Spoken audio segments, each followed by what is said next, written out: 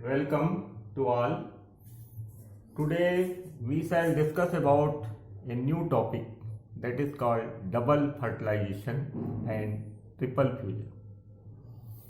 तो आप लोगों को एम्ब्रियोलॉजी के बारे में अध्ययन कराया जाता है और उसमें बताया जाता है कि प्लांट्स जो हैं, खासकर हायर प्लांट्स की बात करें, हम आज एंजियोस्पर्म की बात कर रहे हैं। तो एंजियोस्पर्म में जो आपका डबल फर्टिलाइजेशन है और ट्रिपल फ्यूजन बहुत ही यूनिक है। जितने भी प्लांट्स हैं उनमें केवल एक ही बार फर्टिलाइजेशन होगा, but in the case of angiosperm fertilisation is 2 time. That's why double fertilisation become a unique feature of angiosperm. अब थोड़ा सा आपको जानकारी दे दें हम फ्लावर के बारे में। तो फ्लावर में आप लोग को मालूम है कि मेल रिप्रोडक्टिव पार्ट में स्टेमन्स होते हैं, देखिए, और फीमेल जो पार्ट रहता है रिप्रोडक्टिव पार्ट, उसमें कार्पल रहती हैं, जिसका सबसे ऊपरी भाग कहलाता है स्टिग्मा। अब आप लोग को लगता होगा स्टेमन का नाम कैसे पड़ा। तो स्टेमन का मतलब ही होता है स्टेमिना होनी चाहिए, उसमें स्टेमिना का मतलब पोटेंट होना चाहिए। अब स्टेमन्स के द्वारा जो पॉलन ग्रेन बनेंगे, यदि उनमें पोटेंसी नहीं होगी, पोटेंट नहीं होंगे, तो वो आगे चल के वो फर्टिलाइजेशन का काम नहीं कर सकते। जो पोटेंट पॉलन ग्रेन होंगे, जिनके अंदर स्टेमिना होगी, तो इसलिए ऐसे पॉलन ग्रेन को बियर करने वाले ही स्टेमन्स कहलाते हैं। और स्टिग्मा के बारे में आपको बता दूं कि ये माँ के समान है, धारण करती है पॉलन ग्रेन्स को। कोई यदि बियर करता है कार्पल में, तो वो सबसे पहले एक्सेप्ट करने वाली स्टिग्मा ही है। इसलिए जोड़िए, देखिए नाम लिखा है स्टिग्मा। माँ मतलब धरनी, जो धारण करती है। इसी प्रकार से नामकरण किए गए हैं। फिलहाल अपन आते हैं एंजियोस्पर्म के प्लांट्स के बारे में। तो जो मेन प्लांट बॉडी है, सबको मालूम है आप लोग को स्पोरोफिटिक होती है। पूरी लाइफ साइकिल में इसका डोमिनेंट होता है। लेकिन जो गैमेटोफिटिक जनरेशन है वो बहुत शार्ट होगी, और गैमेटोफिटिक जनरेशन को आप फ्री नहीं पाएंगे, डिपेंडेंट रहेगी टोटली वो स्पोरोफाइट्स पर। तो यहाँ पर जो मेल पार्ट्स में केवल पॉलन ग्रेन्स जो हैं वही मेल गैमेटोफाइट को रिप्रेजेंट करते हैं, ये ध्यान रखिए। यही शुरुआत होगी डबल फर्टिलाइजेशन की। ये पॉलन ग्रेन जो है मेन है, जो कि मेल गैमेटोफाइट को ये सूचक है कि मेल गैमेटोफाइट ही है, मान लीजिए। और जो फीमेल गैमेटोफाइट है वो एम्ब्रियो सेक कहलाएगा, जो कि आपको ओव्यूल के अंदर मिले। देखिए चित्र में ये जो ओव्यूल दिख रहा है पूरा, ठीक है ना, ये ओवरी है और ये ओव्यूल है। तो ओव्यूल के अंदर आपको जो एम्ब्रियो सेक दिख रहा है, ये देखिए अलग से हमने एम्ब्रियो सेक बनाया है। 7 सेल 8 न्यूक्लियेटेड स्ट्रक्चर। 3 ऊपर हैं टेलर रीजन की ओर, एंटीपोडल सेल। 3 नीचे की ओर हैं एग अपरेटस, ये माइक्रोपाइलर रीजन में है। और बीच में एक सेल है बड़ी वाली, जिसके अंदर 2 न्यूक्लियस है। इस प्रकार से 7 सेल्ड है ये और 8 न्यूक्लियट, ठीक है। एम्ब्रियो से भी आपको बाद में कभी फुर्सत मिली तो वीडियो बनाएंगे उसका।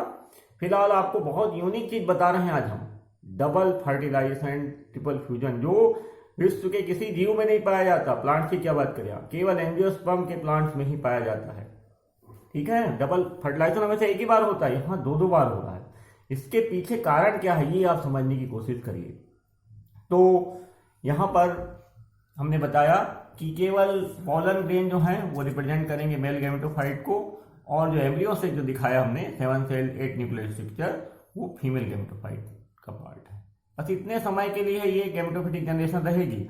उसके बाद जैसे पॉलिनेशन हुआ, फर्टिलाइजेशन हुआ, तो मान के चलिए गैमेटोफिटिक जनरेशन समाप्त हो जाएगी। बहुत शॉर्ट एंड स्वीट है, लेकिन इसका होना बहुत जरूरी है, अदरवाइज आगे का बीज बनना मुश्किल है। अब देखिए, जो पॉलिनेशन होता है, सबसे पहले पॉलिनेशन क्या होता है, ट्रांसफर ऑफ पॉलन ग्रेन। देखिए फ्रॉम एंथर, ये हमने एक स्टेमन बना दिया ऑर्डिनरी टाइप का। यहां से पॉलन ग्रेन निकलेंगे, ट्रांसफर होंगे फ्रॉम दी एंथर ऑफ स्टेमन। स्टेमन के एंथर से इनका ट्रांसफर होगा कहां पर, स्टिग्मा में। स्टिग्मा धारण करेंगे, मैंने पहले बताया। The transfer of pollen grain from anther to stigma, that is called pollination. अब देखिए ये पॉलन ग्रेन है, थोड़ा सा ये बाहर दिखा दिए गए हैं किस प्रकार से पॉलन ग्रेन का डेवलपमेंट होता है, इसको अलग से बताया जाएगा बाद में। फिलहाल यहाँ इतना लिखने की जरूरत नहीं है, बस ये देख लीजिए पॉलन ग्रेन जो है उसकी इंटाइन से पॉलन ट्यूब बनी है और उसके अंदर एक सबसे सामने ट्यूब न्यूक्लियस है और यहाँ पर 2 मेल गैमीट है। दोनों ऑलमोस्ट बराबर हैं पर एक थोड़ा सा हल्का स्लाइटली लार्ज रहेगा और दोनों ही नॉन मोटाइल है, इसलिए पॉलन ट्यूब की जरूरत पड़ती है। तो पॉलन ट्यूब के द्वारा ये प्रवेश करेंगे। अब पॉलन ट्यूब बनी कैसे, तो जैसे स्टिग्मा में ये गिरेंगे पॉलन ग्रेन, तो यहाँ पर ध्यान देंगे कि स्टिग्मा में स्टिग्मेटिक फ्लूइड होता है जिसमें शुगर हो गया और आपका कहने का मतलब कुछ विशेष प्रकार के पदार्थ पाए जाएंगे, ठीक है। तो वो शुगर वगैरह हो गए जो भी पाए जाते हैं सामान लिक्विड टाइप के, तो उसको वो गम्स वगैरह ये सब यहाँ पर रहेंगे, रेजिन्स वगैरह देख लीजिए आप। तो वो सब क्या करेंगे, इनके लिए इंपॉर्टेंट है। अब ये इससे नमी जो रहेगी यहाँ पर उसको एब्जॉर्ब करेगा।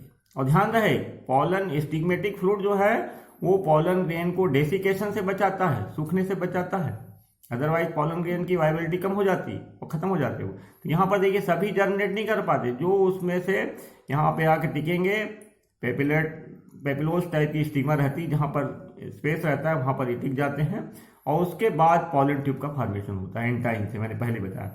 अब ये पॉलन ट्यूब स्टिग्मा ने धारण करके पॉलन ट्यूब तो बन गया है, पॉलन ट्यूब पेनिट्रेट करती है स्टिग्मा को और पेनिट्रेट करते हुए स्टाइल से देखिए इस प्रकार से बढ़ रही है, स्टाइल थ्रू स्टाइल। अब ये पहुंच जाएगी ओवरी में, दिस इज कॉल्ड ओवरी, ठीक है। ओवरी में पहुंचने के बाद ये पॉलन ट्यूब प्रवेश करेगी थ्रू माइक्रोपाइल, अंदर जाएगी एम्ब्रियोसेक में। तो यहां पर देखिए जो पाथ है, देख पाथ मतलब एम्ब्रियोसेक में घुसने के लिए, इंटर करने के लिए एंट्री जो होती है, देखिए हमने लिख दिया है। सबसे पहले एम्ब्रियोसेक को जानिए, 7 सेल 8 न्यूक्लियेटेड स्ट्रक्चर मैंने पहले बताया। फिर पॉलिनेशन को जानिए, ट्रांसफर कैसे हुआ पॉलन ग्रेन का स्टिग्मा में।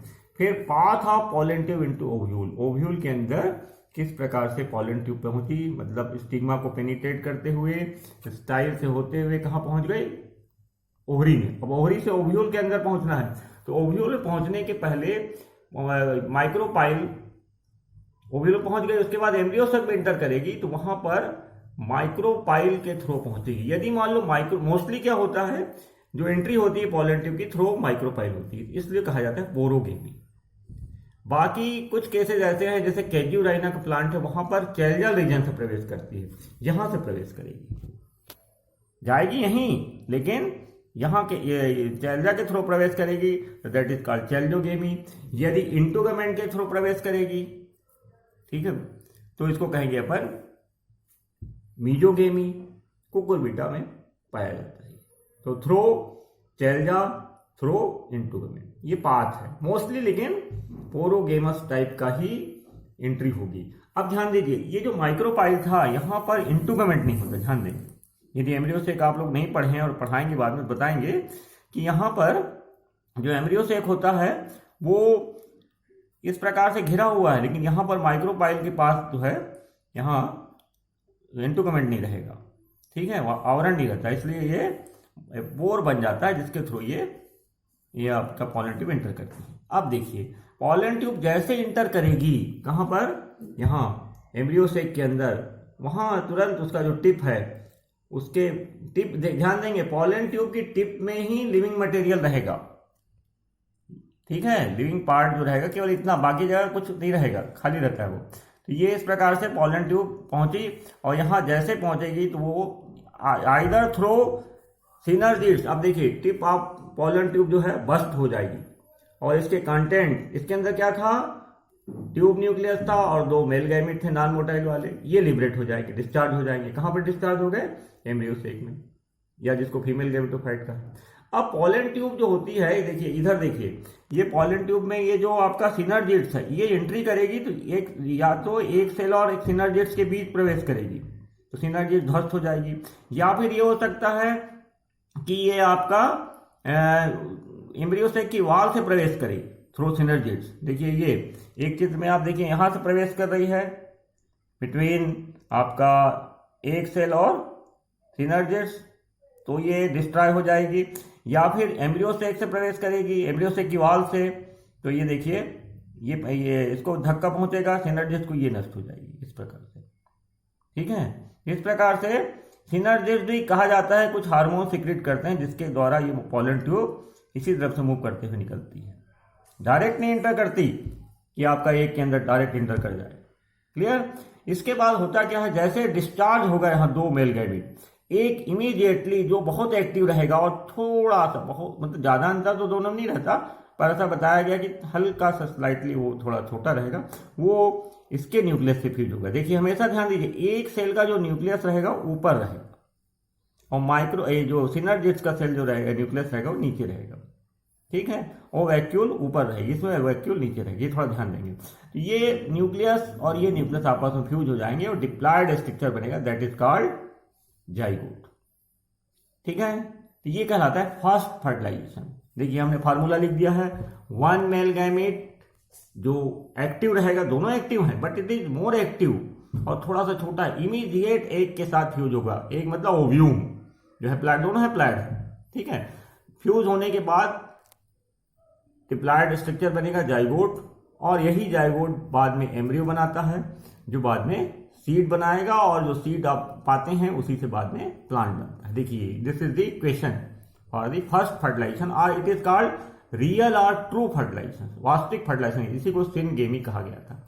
इसकी खोज स्ट्रासबर्गर ने की थी सबसे पहले। लेकिन जो सेकेंड फर्टिलाइजेशन है, डबल फर्टिलाइजेशन, इसकी खोज की हमारे विद्वान नवास्टिन ने 1898 में। किसमें, कौन से प्लांट में की? इन लिलियम। कभी कभार ये आपको उसमें पूछा जाता है, आपके पीएमटी वगैरह और तमाम नीट वेट के जो एग्जाम होते हैं नीट वेट के, उसमें पूछे जाते हैं, तो याद रखिए। हालांकि प्रोसेस जानना ज्यादा इंपॉर्टेंट है बट फॉर योर नंबर के लिए भी थोड़ा जरूरी है।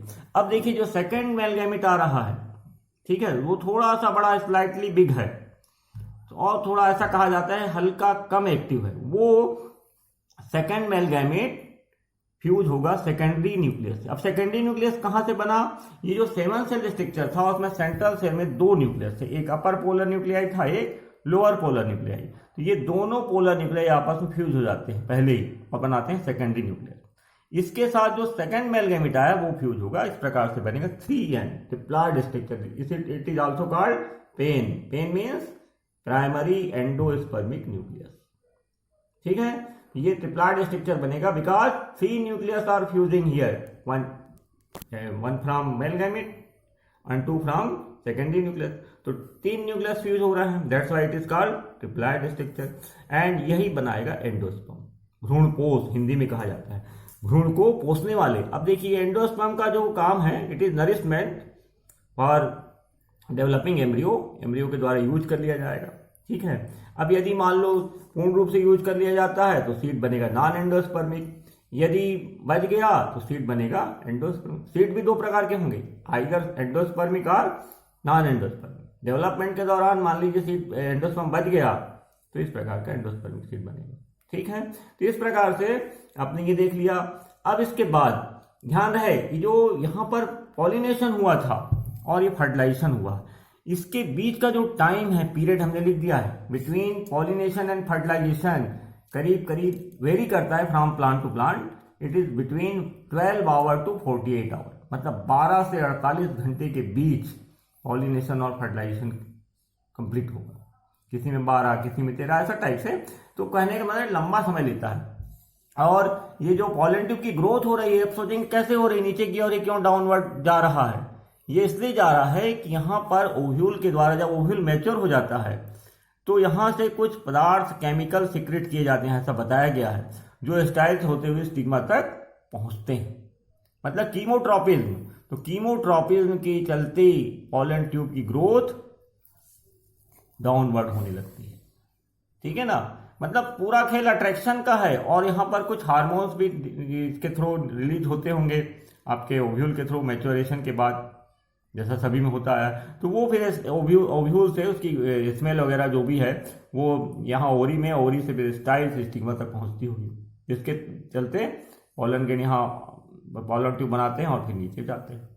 क्लियर? इसलिए हमने लिख दिया है the growth of pollen tube due to chemotropism. इतना भी लिख दोगे चलेगा। आर यू कैन से समझने के लिए केमिकल प्रोड्यूस बाई ओव्यूल और स्टिग्मा भी कहा गया है किताबों। ठीक है, इस प्रकार से फर्टिलाइजेशन का काम यहाँ पर कंप्लीट होता है। अब इसमें देख लीजिए हमने लिख भी दिया है कि पॉलन ट्यूब जब पेनिट्रेट करती है थ्रू न्यूसेलस के थ्रू पेनिट्रेट करेगी, हाँ न्यूसेलस है, न्यूसेलस के थ्रू पेनिट्रेट करेगी और माइक्रोपाइलर एंड में पहुंचेगी। ठीक है, वहां एंटर करने के बाद मैंने पहले ही बता दिया कि सिनर्जिड्स और एग के बीच से प्रवेश करेगी या एम्ब्रियोसेक की वाल्व के बीच से प्रवेश करेगी। और चूंकि यहाँ पर फर्टिलाइजेशन ट्वाइस हो रहा है, 2 बार हो रहा है, it takes 2 time, so that's why it is called double fertilisation. और ट्रिपल फ्यूजन मैंने पहले ही बताया, फ्यूजन ऑफ आपका 2 पोलर न्यूक्लियाई, सेकेंडरी न्यूक्लियस बन गया था, वो किससे फ्यूज हुआ, मेल गैमेट से। इस प्रकार से 2n + 1 3n पैन बना, ये ट्रिपल फ्यूजन है। और यहां पर आपने देखा फर्स्ट फर्टिलाइजेशन ये था जिसको हम सिनगेमी बोले, fusion of male gamete with egg nucleus, तो ये कहलाता है आपका डिप्लॉयड स्ट्रक्चर बना एम्ब्रियो। ठीक है, तो 2 टाइम्स हुआ है यहाँ पर फर्टिलाइजेशन, तो इसलिए it is called double fertilisation and triple fusion. ठीक है, अब इसके बाद ध्यान दीजिए माइक्रोपाइलर रीजन से पैसेज हो रहा है, पोलन ट्यूब का मैंने पहले बता दिया है। इसके बाद फर्टिलाइजेशन जो जब होता है तो केवल यही नहीं होता कि केवल इस प्रकार से डिप्लॉयड स्ट्रक्चर और डिप्लॉयड स्ट्रक्चर बन गया, वो तो बन गया, लेकिन फर्टिलाइजेशन इनिशिएट भी करता है। क्या इनिशिएट करता है, स्टिग्मा और स्टाइल विदर्ड होने लगती हैं, ड्राई होने लगती हैं, पेटल्स फॉल ऑफ होने लगेंगे, सीड कोट बनेगा। इंटूगमेंट क्या है, जो इंटूगमेंट थे वो सीड कोट बनाना शुरू कर देंगे एंड ओवरी वॉल जो है पेरिकार्प बनाएगी और सीड और पेरिकार्प दोनों मिलके फल बनाएंगे, फ्रूट में भी सकुलेंट और ड्राई, आंसर लूंगे आप, सूखी भी हो सकती। तो इस प्रकार से ये इसकी कहानी है टोटल।